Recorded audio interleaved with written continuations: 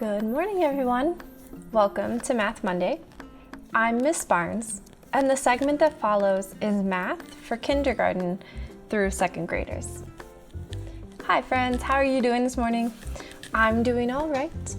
Today, we're going to be working on thinking addition to solve a subtraction problem.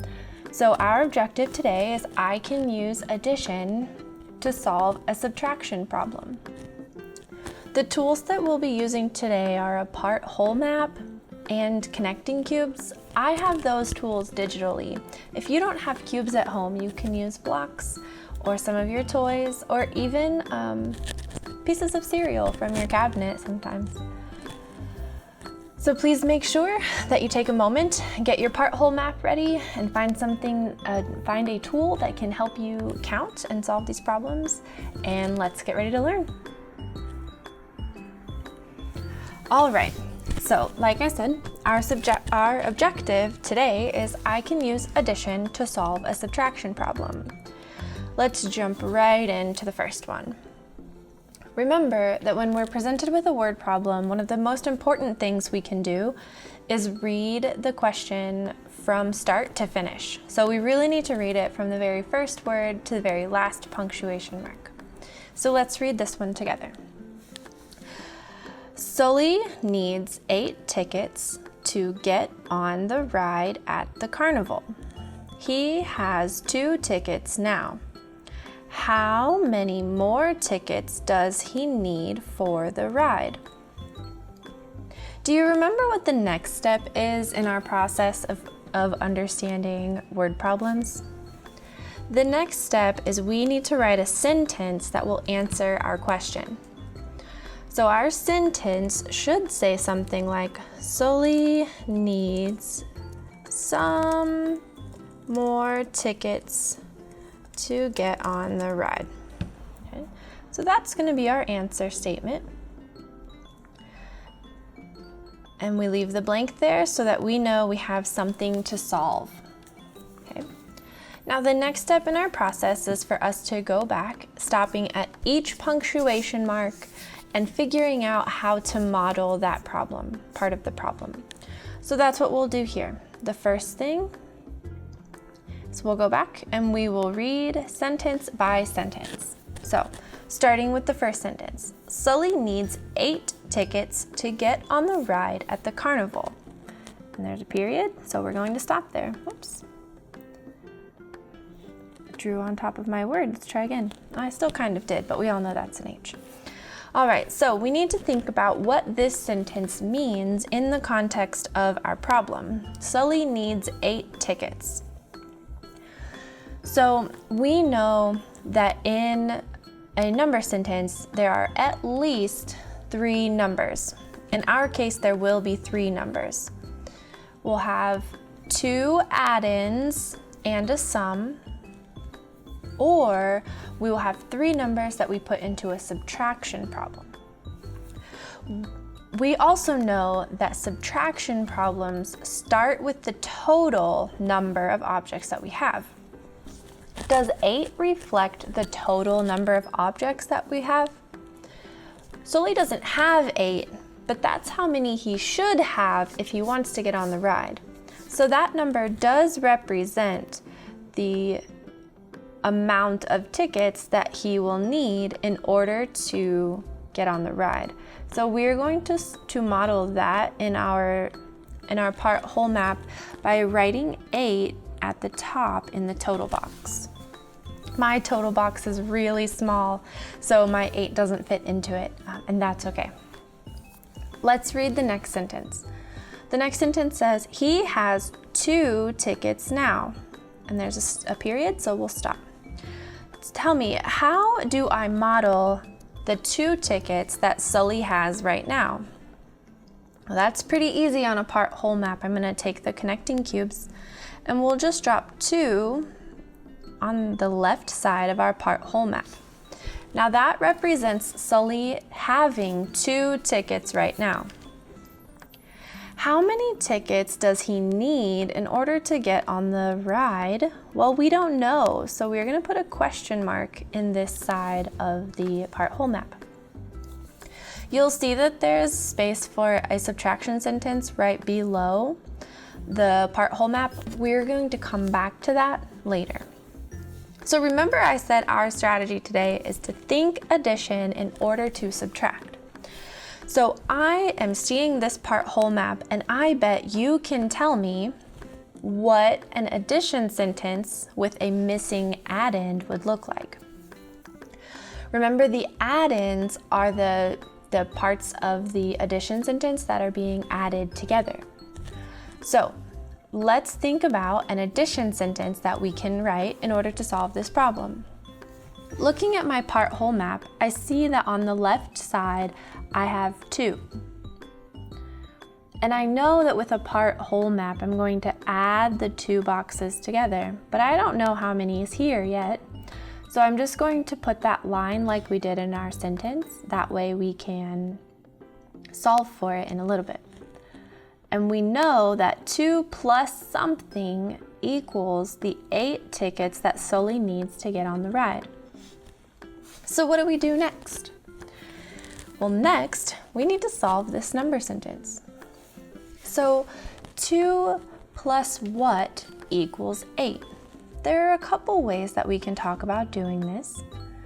I'm actually going to create a more friendly number, and I'm going to break this unknown addend into 2 parts.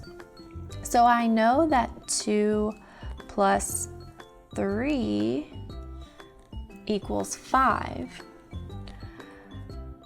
and that something else plus 5 equals 8. So the parts of the missing addend are 3 and something else. Well, now I can see that 5 plus something else equals 8. Well, how do we get from 5 to 8? That's right, we add 3. So 5 plus 3 equals 8, which means if we go back up, 2 plus 3 plus 3 equals 8. And now we have to talk about this part in the middle. So what is this here in the middle? What does that equal? 3 plus 3 equals, well, that's right, great job. 3 plus 3 equals 6. So we know that 2 plus 6 equals 8. Now I'd like to draw your attention back to that subtraction sentence over here underneath the part whole map. So now we're going to talk about how to take this addition sentence and turn it into a subtraction sentence with an answer. Then we'll complete our problem. So looking at the part whole map, can you see the relationship between the 3 boxes and their positions in the subtraction sentence? Let's try. What comes first? I already gave you this answer, so hopefully you were listening. Tell me what comes first in the subtraction sentence. That's correct, the total. So we're gonna put 8 here because that's how many tickets Sully needs in order to get into the ride at the carnival. Then we need to subtract the part that we know he has. So going back to the problem, how many tickets does Sully have? That's right, Sully has 2 tickets. So we've already solved this subtraction sentence by creating our addition on the right side of your screen. So we know that 8 minus 2 equals 6. And that Sully needs 6 more tickets to get on the ride. Great job. Take a quick break and a deep breath, and we're gonna get started on problem number 2.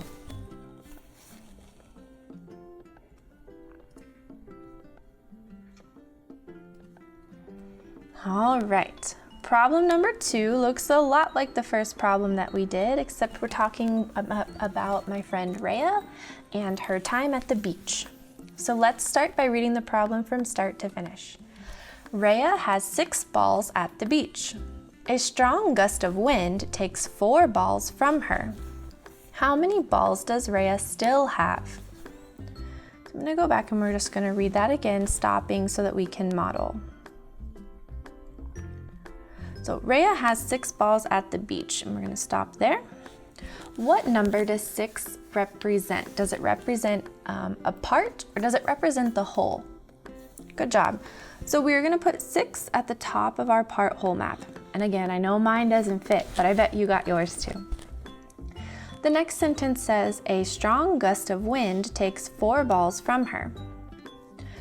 So over here, we are going to model that the wind took 4 balls. So 1, 2, 3, 4.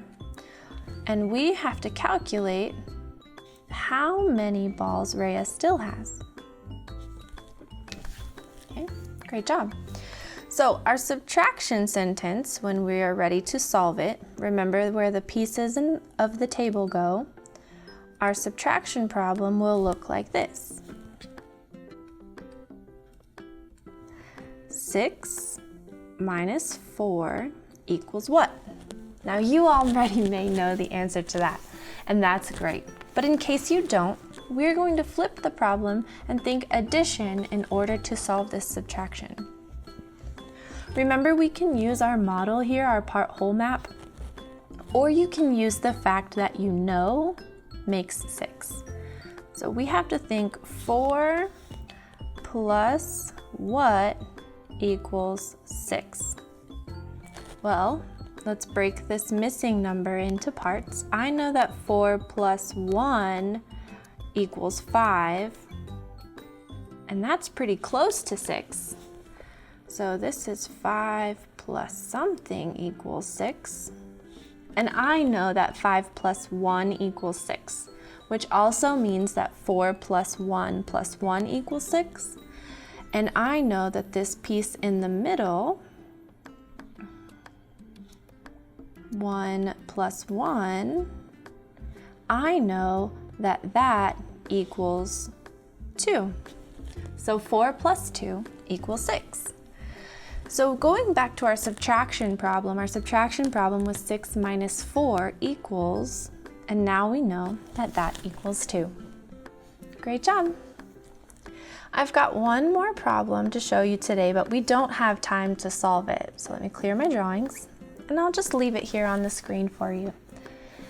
I had such a great time working with you today. I hope you keep working this week, and I hope you enjoy the beautiful fall weather outside. It was my pleasure having you in class today, and I'll see you next week.